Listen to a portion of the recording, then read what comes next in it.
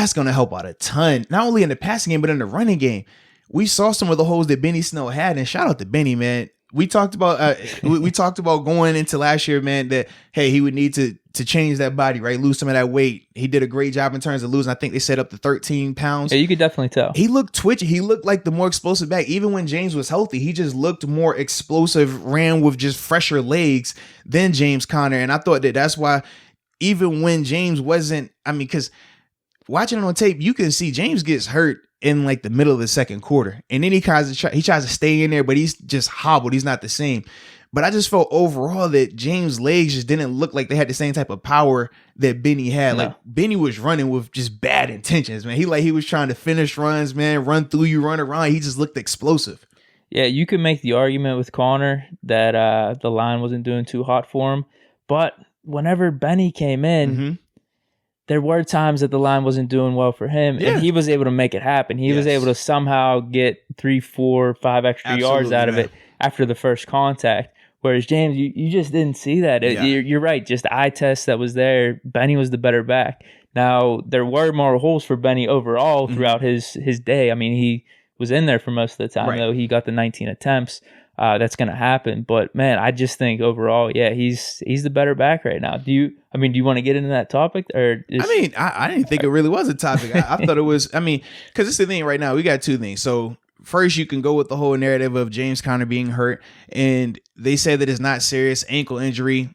Could be a week, could be 2 weeks. Who really knows with that? But even if they were both healthy, I still feel that Benny was going to be the guy this week based off of that performance. Yeah. Coach Tomlin talks about wanting to ride the hot hand, and if you didn't believe that, you saw even, like I said, before they never really ruled James out either. He was on the sideline the whole time. But you could just see where the telling thing for me was when Benny fumbled the ball. They still rolled with him. They still rolled him.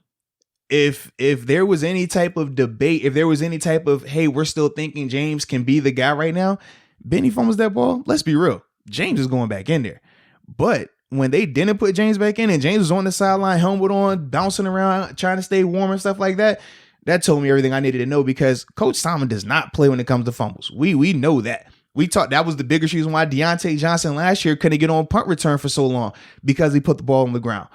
Coach T does not, if he feels like he has a viable option or has somebody better, he's not going to deal with that, because it's just too impactful. You fumble the ball, that can cost you a game. We talked about that. But when they kept Benny in there after that, I said, oh yeah, Benny's going to be the guy for the rest of this game, and probably next week, unless something crazy happens. And that's why I didn't really think it was like this big thing to really go down, you know? You're right. I think everyone has that same opinion right now. Everyone's high on Benny, man. He what did he end up with? 116. He's top 3 in the league in rushing right now. It was a really good game for him, man. Everything. He was productive, man. 5.9 per carry. He had a long of 30. Yeah, he looked good, man. Helped close out the game too. Yeah, like he was getting some runs in there, trying to chew the clock and everything. So that was awesome from him. It was just it was good to see. It's just crazy and interesting how the whole offseason we literally are talking about Connor. Could he be a top 10 guy? Mm-hmm. Is he going to be the bell cow for the Steelers? Tomlin says he's the bell cow. Mm-hmm. And then literally in one game, Connor gets hurt a little bit, and then Snell does good. Now a quarter. It was a quarter. Second quarter, Benny started coming in and making plays. We're like, hey. Now Snell's the guy. Now we're all rolling with Snell. It's I think one, nature of football, nature of business, but also just fans too. Like just whoever's doing good. No one cares. We're just going to be fans of whoever. When you think of how the past couple of years have played out for James, that plays into it as well.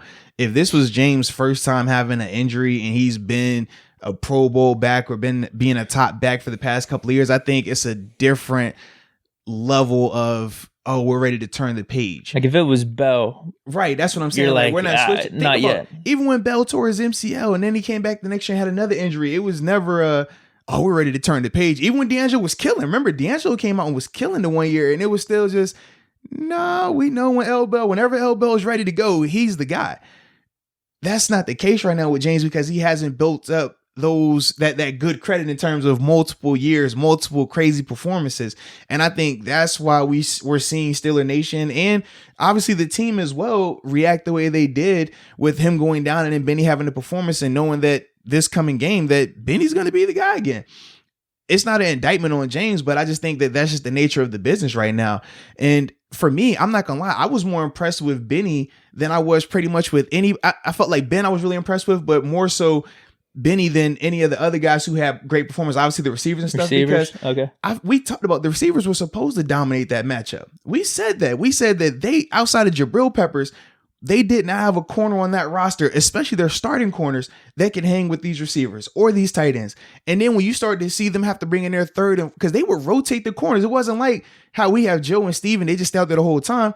No, on the James Washington touchdown. No. Yeah, the James Washington touchdown, they have a different set of corners in there. And then on Juju's last touchdown, they have a different set of corners in there. That's a matchup they were supposed to dominate. I was impressed with Benny Snell, though, because we said that our O-line, especially with the new bodies in there, it was going to be and you could see it at times. You could definitely see it at times. There were times that he did have holes, but he took advantage of it. You could definitely see that. But other times when there wasn't everything completely there, he made shit happen. He really did. And for me, I'm more impressed when you can dominate versus that team's strength versus you dominating versus that team's weakness. You're supposed to dominate their weakness. Our passing game was supposed to look like that.